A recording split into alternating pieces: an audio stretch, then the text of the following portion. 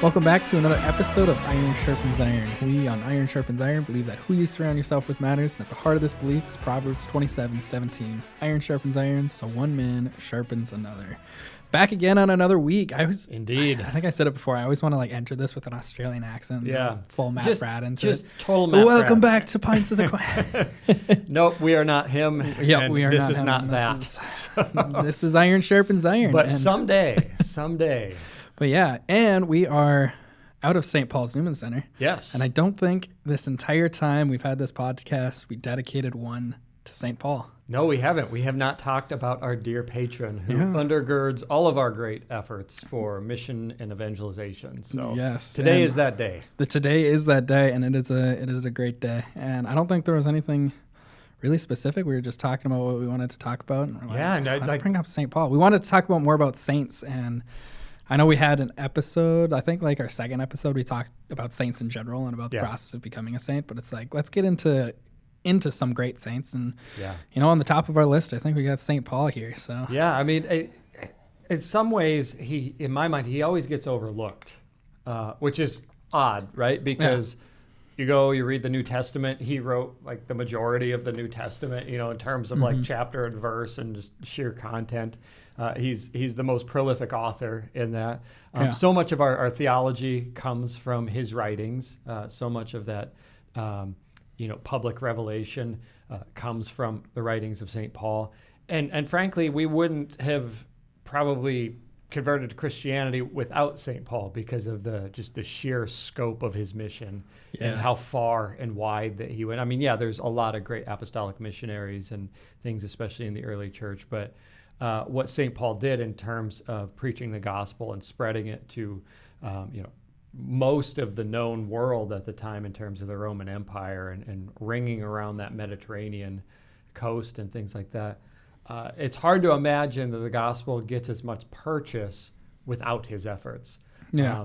But yet we pay so much more attention to those maybe more modern saints or ones that have touched us personally in some way, because St. Paul goes back to the beginning, if you will. Yeah. So I think, anyway, for myself, I overlook him. Oh, yeah. And I think a lot of people, like you were saying, like definitely overlook him. And I think it's because I don't even know how many people actually know how much of the New Testament is written by St. Paul in his letters. Because I was talking to a Protestant friend of mine. He's not like super serious in his faith, I don't think by any means, but he doesn't...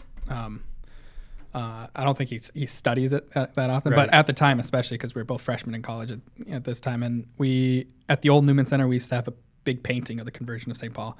I don't know if you remember that or anything. It was in the social hall, and there was the big painting, and I remember one time there was an event there, and he's like, "What's going on here?" And I'm like, "Oh, that's the conversion of St. Paul. That's the painting of it." And he looks at me and he's like, "I'm Lutheran." I'm like, It's in the Bible. Yeah. I'm like, it's still the same. Yeah. You can claim him. Even Lutherans can claim St. Paul. Yeah, I'm like, just it's in the Book of Acts. I mean, you can see it, you can read it. He wrote most of the New Testament, and he's And so I remember talking to him about that, and I thought that was funny. And it's like, he does go overlook, and he is a huge part of the church. And without him, I don't think without his I don't think we'd really where would we be without him? Yeah, it's hard to really fathom, and thankfully we don't have to, because he was knocked down on the road to Damascus and converted to Christianity from Judaism, and the rest is history. Yeah, and I mean, even looking at his early story of just everything he had to go through. Yeah. And reading about his history, and we'll talk about that as we go on, but just reading about it, it's like multiple times over the course of his life, he could have turned away from God and turned to, fame and fortune or what have you. And he could have done all that. And no, he's stuck true even in the painful times. So let's talk about that a little bit about his history. What can we learn from St. Paul? Where's his start at? Yeah. So, I mean, he was born, to basically a father of Roman citizen. So he himself was a Roman citizen, but he was from the tribe of Benjamin. So he was a Jew of the tribe of Benjamin, and his given name was Saul, right? And I think this was really common, especially in Hebrew cultures. They would give a name according to their family line. And if you know your Old Testament and you go back, the first king of Israel was King Saul, the king just before King David. And so Saul was from the tribe of Benjamin. So there you have your connection, right? That this young boy was named Saul after, the great King Saul in the Old Testament. And he was raised in the Jewish tradition. Gamaliel was a really famous rabbi at the time. And so he received his tutelage and instruction under Gamaliel. And so he was accustomed and trained in all of the Mosaic teaching and law. And you see this come through then when we get to the New Testament, right? And you have the early church, and it's starting to preach boldly the resurrection of Christ. And here there's this man, Stephen. He's a deacon of the church, listed as one of the first deacons that were ordained. And the crowd was enraged against him and stirred up, and they eventually stoned Stephen. And at the sort of the feet of the man who, they would lay their cloaks at the feet of Saul, the man who's sort of stirring up the crowd and basically fomenting this rage against the early church and the Christians. And so much so that Paul went and got letters, if you read through Acts, to go and arrest a bunch of Christians in Damascus. So he went, to the synagogue and to the Pharisees and got basically letters of approval to go and arrest these. It'd almost be like an arrest warrant, to go and put in chains and bring them back for trial in the synagogues. And so on the way, then he gets, of course, this fantastic image of Jesus. The risen Christ, the blinding light, and a voice says, "Saul, Saul, why do you persecute me?" And he was blinded for a number of days. And eventually he was healed and then was brought into the church, and then became one of the great missionaries. So that's like in a nutshell the history and the story of Paul's life. What kind of strikes me about it, though, is there's this great temptation in our own day and age to go with the current of what is popular and powerful. And so if you think about the Jewish culture at the time, this little fledgling community of Christians that were claiming that the Jesus of Nazareth, who had a great following, right, but was put to death, crucified, and the claim that he rose from the dead, the Jews rejected. Right? And it was only after this bold preaching of the apostles, after the resurrection and after Pentecost, that people started to believe and were baptized and brought into the church. But it was still pretty small, proportionally speaking. It's very easy for us, human nature-wise anyway, to just go with what is easy and what is maybe the majority norm, rather than go with the truth. And I think St. Paul can be instructive in this way. Because what was happening at the beginning of his story was just that thing. He was kind of at the head of, the prevailing political, sentiments of the time, and say, hey, we got to get rid of these Christians. That would have been an easy position to stay in, but he didn't. He actually went exactly the other way. Now he had some compelling reasons to do so. He literally had an encounter with the risen Christ. So, okay, that'll probably do it. But yeah, but no, even so, it's like in our own lives, like for me personally, I know just with arguments, with just silly things, whatever it be, like how often are we like just persuaded by our own opinion, even when in the middle of the argument we are proven wrong? Yeah. It's how tempted are we just to still argue our point of reason, even if it was proven wrong. And especially for someone who has such a large backing, he could have said, no, this never happened, and still gone with it. And he still would have, he probably would have lived, a pretty peaceful life after that. And, there probably would have been no problem. And riches too. I mean, especially the Pharisees, they were known to be actually quite wealthy. Yeah. So it wasn't even that he would have had some mean position here, like of low means, but he probably would have grown into great wealth and notoriety and prominence in the very political, religious culture of the day, but he didn't. He followed the truth, right? He went with this encounter, and it's interesting because even the 12 apostles were very hesitant when they first heard about his conversion, and it was reaching their ears, and they were hesitant to welcome him in. And there was a lot of chatter about, hey, wait a second, isn't this the same guy that stoned Stephen and was persecuting the brethren? Mm-hmm. Like, how can we trust that this isn't a trick? Yeah. So his reputation was known by those within the church, but just how amazing that is that he humbled himself in sort of light of all this evidence, and that leads me to, I think, a really important point about the life of St. Paul, and that is his first missionary companion, St. Barnabas. Right. Yeah. So Barnabas, his name means son of encouragement. So Barnabas was sort of the first to take Paul under his wing and sort of stand up for him in the church and vouch for him.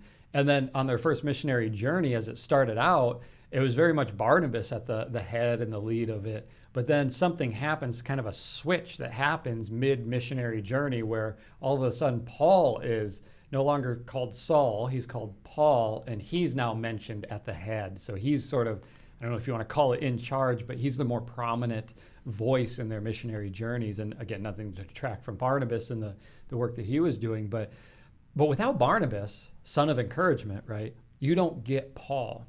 Yeah. And that's always something I take to prayer and reflect on, is that who are those sons of encouragement? Who are those encouragers in my own life that encourage me to go after the apostolates and the mission and the things God's calling me to do, even some of those things being very difficult and hard at great cost and expense to me. So I don't know, that's just something I sit with often and pray about, is who are those people? Because we all need them. We all need those sons of encouragement, those people in our lives that are going to help us along the way so that we have courage to do what God's calling us to. Yeah, none of us are in this mission alone. And if you are thinking about it and you're like, maybe I am in this mission alone, go find somebody, go be that encouragement to someone else, maybe, or go, find a good Bible study, and maybe you can talk to a spiritual director and just find that person who can encourage you, because having someone in this mission is, you look at like St. Paul, everything he's done and the great work that he's done, and even other great saints of the church, you look at them and they, a good majority of them have those people they can point to that encourage them to preach the gospel and to continue on with it, because it's not easy. Yeah. I don't think it ever will be easy, and it's just something that you need. Yeah, you do, because and to preach it boldly, right? When you read through Acts of the Apostles and read through Paul's letters, this is a man who was entirely preoccupied with Jesus Christ and the gospel. Entirely. This was his whole life. Yeah. And then I use that as an examination of conscience too, a little bit, is, okay, in my state in life, right, given that we're all called differently to different things, right? We all have a unique vocation and calling in the Lord. But am I so wholehearted in what God has called me to do, as Paul was so wholehearted in his missionary journeys? And it's always a gut check, because I usually don't answer all that much in the affirmative when I sort of compare and contrast. And not as a way to sort of beat myself up, but just to ask the question, well, how can I be more like him? How can I suffer through this, that, or the other thing in order to advance the gospel, whatever it is, whatever the situation? I think that's my main takeaway with him is if he did this and he was such a great witness, I too can endure this discomfort, or I too can endure this persecution, or the cost that something like, I have the money talk at home, the household finance talk, my wife and I, and we'll have this talk, and I have this like clinging nature to the money that God has entrusted to me sometimes. And sometimes he's like, I gave that to you for a reason, and not to squander it and to blow it, not to hoard it, but to use it according to my will. And so like, even just in those simple matters, am I letting go, either being not, too concerned on one end or just too frivolous on the other, right? Mm-hmm. Am I just sort of having this holy and responsible detachment to what God has entrusted to me, knowing that he'll provide for what I need, but it's so that I can give it away in the right manner. Yeah. Yeah. And I don't know, even, so you have your times of suffering, and I think those times of suffering where we feel like we have nothing. So say you can't even make those finance talks because you don't have anything. Right. And it's like those times I feel like it can even be easier, I think, to follow Christ and lean on him because he's all that you have to lean on. Yeah. Well, as when you start being blessed with something where you can say, like, where do I put this? Do I give this back to the church? What do I do with this? And I think, I don't know, just again, looking to St. Paul, and I think it was in Acts, I want to say 14 or 17. I think I have it written down. I don't know. I didn't write it down. Acts 14, I think it was. Yeah. Him and Barnabas, they're preaching to the Greeks, and these Greeks start worshiping them as gods, as Zeus and Hermes. Hermes, yeah. Which one of you? Paul, he's Hermes. Paul is Hermes because he's preaching, talking, and then Zeus is, and it's like these are their Greek gods. Like I'm sure everyone has heard this, Zeus and Hermes, these Greek gods, and it's like they're ready to give everything to them, and it's like and just worship and bow down at them, but they tear their garments and like no, worship our God. And it's like they've had their moment of conversion, and you have that, but then still along that mission, you can find yourselves in times of temptation where maybe you feel like you have everything and you don't need to lean on God, but they show you right here, like, no, just give it all to God, even in those times of temptation and what could have been very easily been greed. Yeah. And so I think one safe takeaway we can take from this podcast then is that Paul was not preaching the health and wealth gospel. Take note, Joel Osteen's of the world. Yes, the gospel is not to make you filthy, filthy rich. Yeah. So, but no, I mean, it's a real temptation, right? Like they could have been kings, nay, gods, in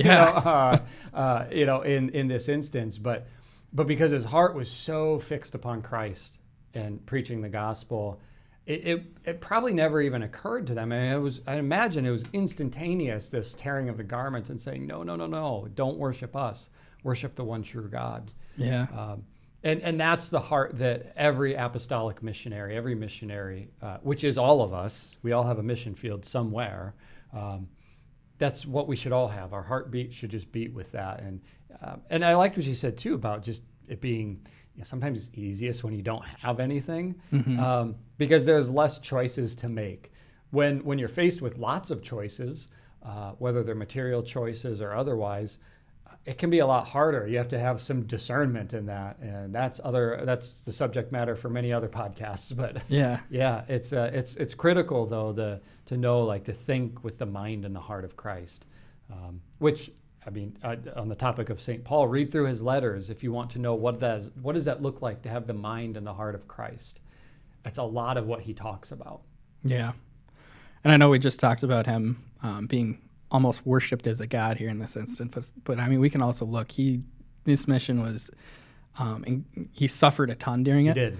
And, I think that's just another point of the reality of Christ.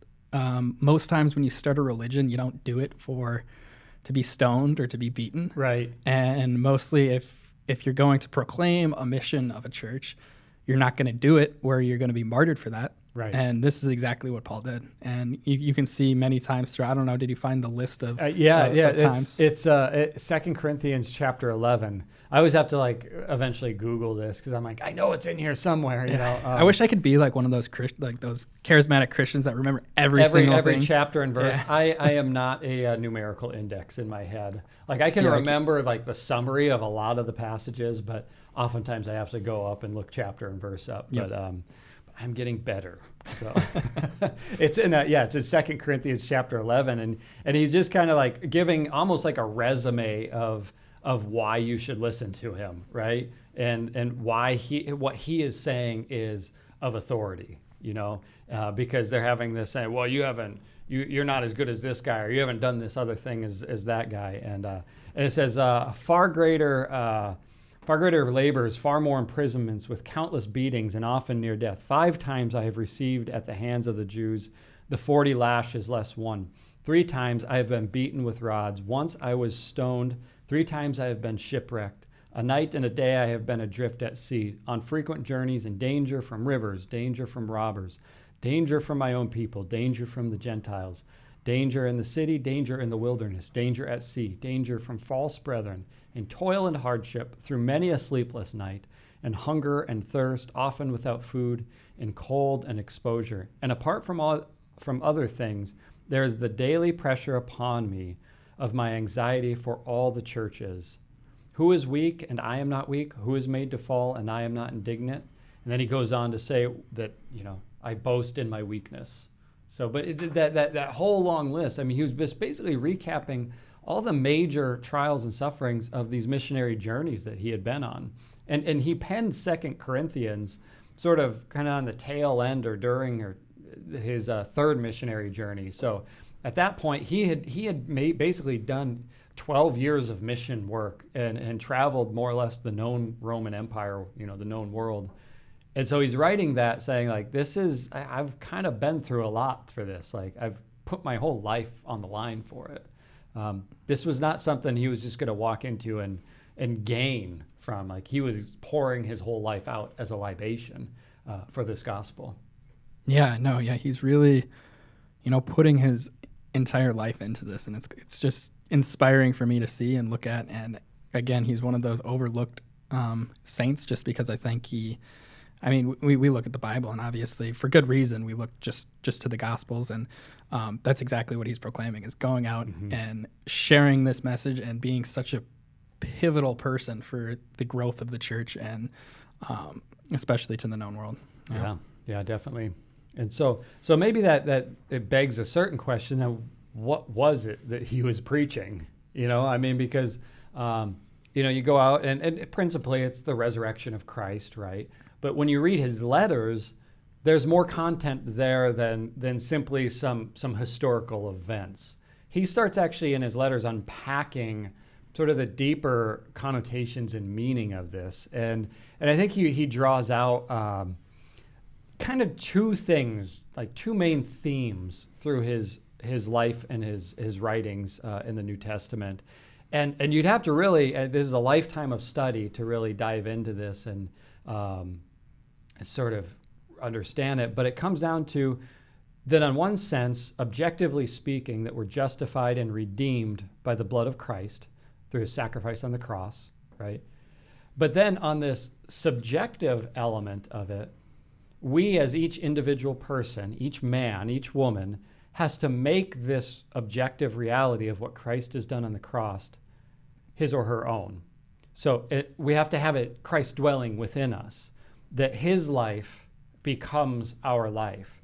And the key to doing this is faith and grace, right? So it's by faith and through grace that we allow this Christ life within us. And from there then corresponds the whole moral life, right? That we live well, we do the right thing, we reject immorality, we choose the fruits of the Spirit rather than the fruits of vice, and cultivate the good fruits in our life. And, we treat others as, Christ would have treated them.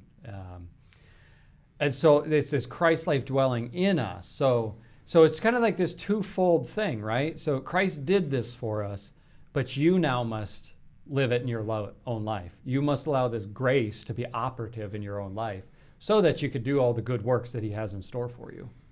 So what I'm hearing you saying, is it by faith alone? Or no. Is it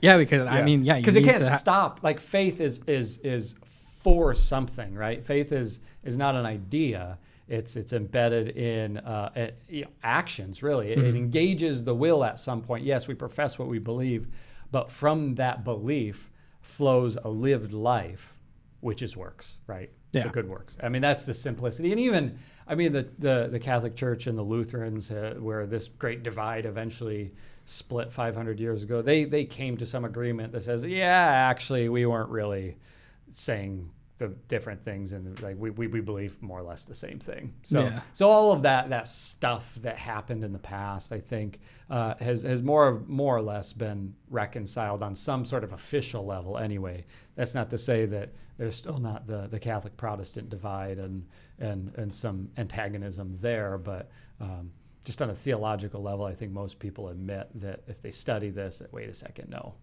You do have to. You have to actually live a good life. You have to be a good person. Yeah. Right? You can't just. And that flows from the very faith that you're professing, right? Yeah. And you live it in grace. It's that simple. Like, you're not going to actually do it upon your own power, but in order to participate with grace, you have to act. You have to cooperate with it. It's not just going to take over and suspend your free will, right? Grace has to be in union with your will.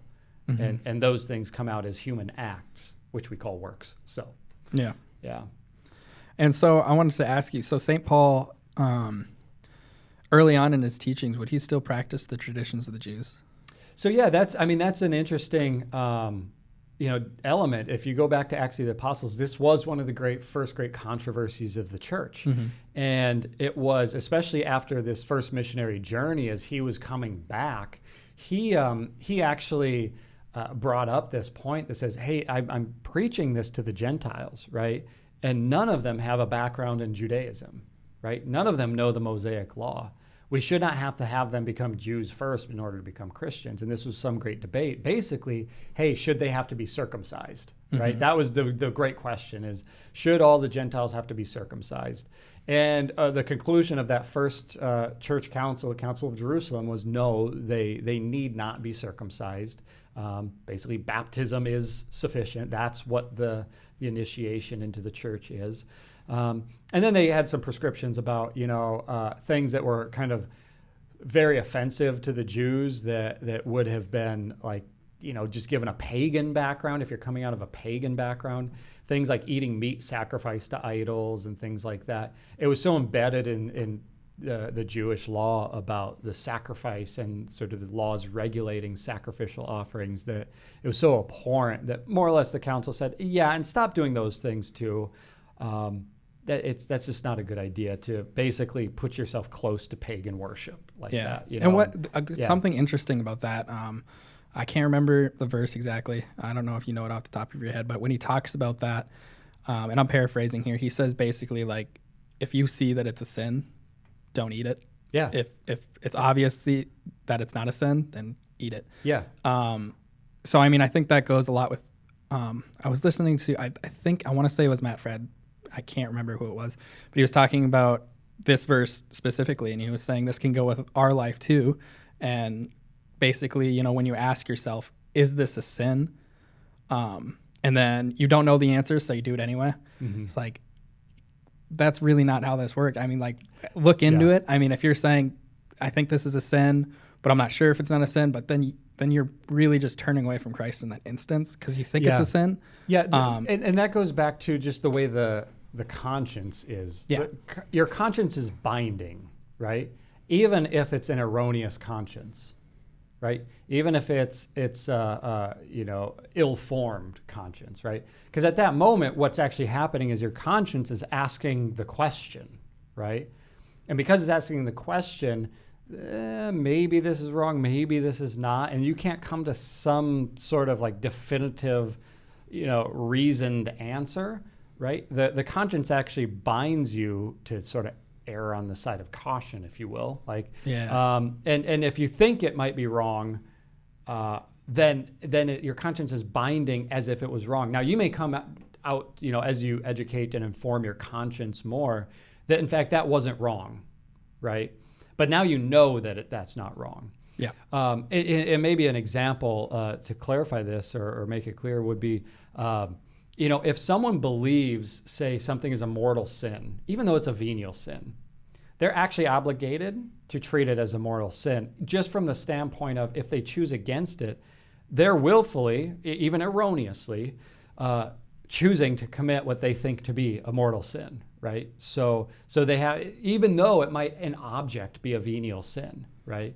Because of where their conscience and the conscience binds in such a way, it kind of goes into more that intent of the doer that, well, no, I think erroneously, but unbeknownst to me that this is wrong, I ought to choose that, or like I am going to choose that still. And so that it binds in the same way. In some ways, it's your subjective rejection of the moral order. Yeah. So it's the same dynamic, I think, going on with just the, don't distress your brother. If you think this, eating meat sacrificed to idols is maybe wrong or it's going to offend your brother, don't do that. Mm-hmm. So yeah, it's that whole idea of just don't separate yourself from Christ, basically, and that's what a mortal sin is you're separating yourself from Christ. And it's like, if you think this is going to separate you from Christ, the obvious answer is don't do it. Don't do it. Until you can look into it and say, And okay, this clarify isn't that. offensive to Christ. Yeah. So therefore Yep. it's fine. Yeah. But yeah, I don't know. Did I interrupt you on No, okay. Yeah, I think all things come full circle, right? Yes, all things come full circle. But yeah, I lost my train of thought here, but St. Paul and I guess the modern church, I guess, how can we see that he, the way that he shaped, 2,000 years ago or what have you, from then, and what was his impact? And we talked about it a little bit at the beginning, how much of an impact he was, but specifically, what kind of impact did he have on this church, on the church? Like today, Yeah. church today, yeah. Well, I think we get a lot of our theology gets drawn from the New Testament. So just from that standpoint, if I've heard it said, and I forget where I've heard this, but without St. Paul, we don't have St. Augustine. Without St. Augustine, we don't have St. Thomas Aquinas, right? Mm-hmm. There's this patrimony through the ages of these great doctors and theologians of the church, but in a lot of ways, they rest upon the writings and the instructions of Paul in the New Testament. So I think just through the ages, that's huge, right? Because when you look at, pick up the catechism and read the catechism and start just making a list of every time either Thomas Aquinas or Augustine is cited directly in the catechism of the Catholic Church. And you will start to see, whoa, wait a second, just in terms of our doctrine and our dogmas and our formulation of theology, those two doctors of the church in particular are pillars for the Catholic Church because of just the clarity and the length and breadth and depth of what they wrote upon. I mean, they covered it all, if you want to. I mean, they left no stone unturned in some ways. So I think that all kind of rests or is rooted in the writings of Paul. But then I think about just the missionary work of the church right now and the new evangelization. So Paul, he was out doing the first evangelization, right? The first missionary tour of the world to essentially convert pagan humanity to Christianity and to the truth. We're in a different situation now, right? We're basically in the wreckage and the ruins of Christendom. That ship has sailed long ago. And we're left with this so-called new evangelization where a lot of people have still been sacramentalized, right? Maybe they were baptized as a baby or received all their sacraments, but they've been away from the church. Or that we live in this sort of framework or husk of a Christian culture where there's still some of the symbols and the structures and the heritage of a Christian culture around us. And that's maybe making it have at least an outward appearance of Christianity on some levels, but at the heart of it, secularism has rejected this, and most people live secular lives. And so I think from that standpoint, we have a lot to draw from Paul because we have a lot of missionary work to do. And we're on a college campus, right? So we're very mission focused in the sense that we know very distinctly a college campus is fertile mission territory. And that students come here expecting to encounter new and bold ideas, different ways of life and things like that. And we have something compelling to offer them. And honestly, they're pretty willing to adopt one way or the other if you can just reach them and make the compelling case. And not just on an intellectual level, but then back it up with your love and your friendship. And I think by doing that, we can draw a lot of inspiration and intercession from St. Paul because this is how he operated, right? He would go into these communities and they weren't quick visits. He would live years, in these different churches that he founded along the way, getting to know people. And if you read some of his later letters, he requests from prison, hey, please send me so-and-so. They're very valuable to me. They're very dear to me. He mentions these deep relationships that he has with people. These aren't just, business acquaintances. There's a deep love that he has for them. Read the letters to Timothy and Titus, and you see this father to son kind of relationship that's going on. There's a lot of love that he has for these people. And so from that standpoint, I think we have a lot to take from St. Paul on how to do this thing called mission and evangelization. Like the framework, the blueprint, if you will, hasn't changed, right? It's very relational. We have to preach the gospel preach it truly, preach it simply, in every possible way that we can. And then we have to sustain, right? This can't be something that we turn off at 5 o'clock and then flip back on at 8 o'clock the next morning. Mm-hmm. This is a whole life endeavor. And that doesn't mean you can't ever go and have a break and watch a baseball game at the end of the day. Yeah. But it is a thing that says every breath that I take is for Christ, right? That everything that I'm doing is for this mission, that it's Christ dwelling in me that's our hope for glory. It's Christ in you that's the point. And I want more and more people to have that Christ life in them. Yeah. So I think that's where we get our inspiration from St. Paul is that what he did hasn't expired. It's not become outdated. It's not obsolete.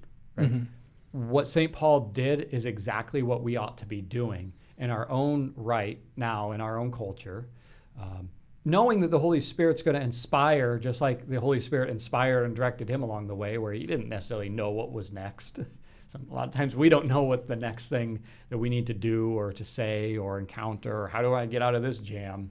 Yeah. But just have the same confidence that the Lord is moving this. We're not moving it. We just have to be sort of those willing vessels that he can dwell within and move us in the direction to preach his gospel. Yeah. And I'm happy you brought up the relationship point, because Paul and Barnabas, they probably didn't hate each other. They were probably pretty good friends. Yeah, I think they were pretty tight. Maybe at the beginning of things, they were like, who's this guy? This guy, he probably did some messed up things in his past, Yeah. They might have butted heads a little bit at the beginning, but I'm pretty sure by the end they were pretty close. And, you mentioned, Timothy and Titus too. And it's that relationship aspect. And then another thing I think we can look at what St. Paul did is, following up, when him and Barnabas, when they separate, they go back. And they go and make sure that their teachings are still being taught to other people and that they're teaching it right. And they're going back to these nations and they're following up and saying, hey, how's it going, guys? Any questions? I got the answers. Yeah, and if you're not doing the right thing, you might get a letter like the Galatians got, where he calls them out and says, "Oh, you stupid Galatians," and takes them to task for it. So I think that is important, because they're real relationships. There's real love and concern for the people, that it's not a one and done thing. And that I would even draw out is something very distinct from Catholic mission and evangelization versus a lot of the forms of non-denominational or evangelical Protestantism when they go on mission, right? And again, I don't want to paint too broadly here, because there's a lot of people that are doing a lot of great work. But too often what ends up happening is you have these altar call moments, right? And there's not any follow-up, right? It's kind of the objective is a one and done thing, such that, when they go and do it and somebody comes up and says whatever simple prayer that they say makes their altar call, wow, that person is saved. We can walk away now, right? And again, I don't want to broad brush it too much, right? Because I actually know a lot of great evangelical Protestants who do a lot of great work, and while they have the mindset that's the moment that person was saved, they also continue on in relationship with those people. So again, I want to be really careful here that I'm not sort of beating too bluntly here, but it is a very different thing, because the Catholic version of it is far more incarnational and almost familial based, right? This notion of relationship is inseparable. Even if the relationship sours in some way, if you look at even the state of the church right now, it's a big family and it's a little messed up right now. And yet the solution is not to leave the family. Yeah. Right. Here we are well, no, this is the family. I'm going to have to see this one out. So I would maybe just sum it up as this permanency in our mission and evangelization that we're not seeing to just kind of leave people behind, although people will come and go in our life, but that there is this sort of permanency to the call, that I'm never done with this, right? We got to keep returning back to that. Yeah. If Paul was around today, do you think America would be getting a letter? America would definitely be getting a letter. Yeah, no, that probably would have happened around in the 70s. No. Yeah, well, oh, you stupid Americans. Yeah, no. No, but yeah, no, I think on a final note, I wanted to talk about just, be encouraged by St. Paul. Mm-hmm. We talked about all the boldness he showed in the New Testament, and going to just read his story. If you don't know his story, go and read the book of Acts. I mean, Yeah. it is inspiring in what he did. And we talk about all the time how easy it is, I think, for us here, just because, we wake up in the morning and we surround ourselves with, people who agree on the same thing. I can go up to you and I can talk to you about basically anything, and we can have agreeing viewpoints. But a lot of people who are probably listening to this, or a lot of people who are listening to this probably don't do that. I mean, even if you're a college student, you go and you're surrounded by people with different ideas. If you're going into, if you're in the workforce and you're going to work somewhere, you probably are surrounded with people who don't have any similar viewpoints as you. Like, be bold and preach the gospel when you can, and stand up for the gospel, right? Yeah, and with great courage, because, I mean, that boldness and courage, it'll probably cost you something, You'll be labeled maybe as that crazy Christian guy, but yeah. And a lot of times, the secular opponents that they like to do this, like, twisting around. They'll call you a bigot. They'll call you hateful, things like that. When really, the internal content of Christianity is, in the gospel, is love, right? And greater freedom for people, greater happiness and joy. And what you're running up against is their own, guilty conscience and own life commitments that they don't want to face. And so they rage and they fight for those things, and they'll come after you, sometimes ruthlessly if you encounter one. Most people, I think, like the 80 to 90% are just so lulled into complacency and comfort. They're just kind of apathetic probably, but that very loud slice can be kind of aggressive. It's just the secular culture, the way that it is. Yeah. And I think it's intimidating. I think we talked about this in our missionary podcast where we had the missionaries on, and I think it's super intimidating just to be expected to know everything, and just know you aren't expected to know anything. You don't have to know everything, but also know that there is an answer to... I haven't looked online or been told an argument against Catholicism that doesn't have a great answer for it. So I think, if you're, this is turning into an apologetic podcast, but if you're faced with like those questions that you don't know, don't be afraid to say, I don't know. Yeah. I can get back to you, but I just don't know the answer to that, because there most likely is an answer to it. And going back to that relational component of it, right? If it's established in relationship rather than I just want to win an argument, you'll have the opportunity to go back and revisit that. If it's a one-off, someone on the street just kind of hassles you about, I don't know, whatever, however the thing got brought up. All right, well, just shake the dust off your feet then too. It's like, well, okay, you're probably not going to have an opportunity to get back to give them that answer. But knowing when it's in relationship, there's a lot less pressure too to say, oh, wow, I got to know everything all the time right off the top of my head. I still, there's times when I'll walk away from a conversation, I'm like, I should have said this, or wow, why didn't I think of that?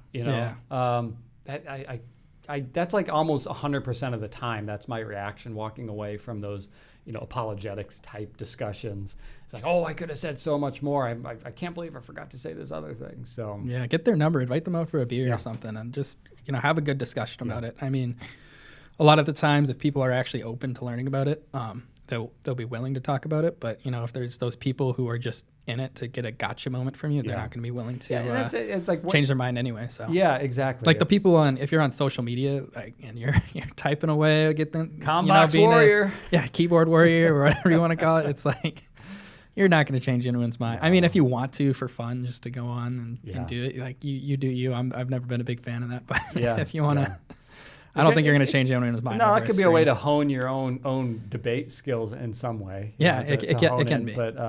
But yeah, I'm sure there's people out there been like, I was definitely changed by a comment in a Combox. I'm not dishing it in any way. I mean, if you like to do that, then go ahead. But and like you said, it could strengthen an argument, or you could see the flaws in an argument, or what have you.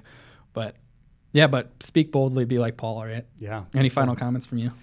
Yeah, I think we should pray for his intercession more often, just as Catholics. Again, we pray for a lot of saints' intercession, but especially in this day and age where not only are we surrounded by government forces, like similar to the Roman Empire, that are becoming very hostile towards Christianity and faith, but even pagan practices, witchcraft and things like this are actually on the rise. And in some ways, we're returning back to this strange pseudo climate that the early church existed in. And I think we can draw a lot of inspiration and intercession from those early saints that were the seeds of the faith for the whole world, that walked with Christ, that encountered Christ, and that passed on this great inheritance that we've all received by our baptism. So let's just, don't be afraid to ask their intercession in your time of need, when you're going out on mission, when you're going to have that conversation with somebody. They're there for you. Church triumphant in heaven. Like, that's part of the church too. Let's lean on them. Yeah. Amen. Well said. Well said.